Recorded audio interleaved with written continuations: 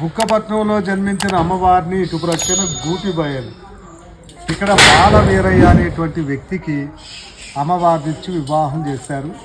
అమ్మవారికి ఒక కొడుకు కుమార్తెనండి.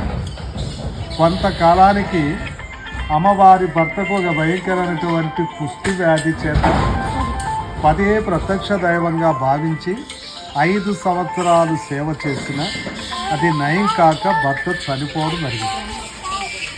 మరి అప్పుడు అమ్మవారు కూడా తన భర్తతో పాటు సతీ సహగమనం చేయాలా అనుకున్నారు. ఇలా చేయాలంటేనండి ఇప్పుడు మండల వ్యవస్థ ఉంది. మరి అప్పుడేమో పాలేగాల రాజ్యం.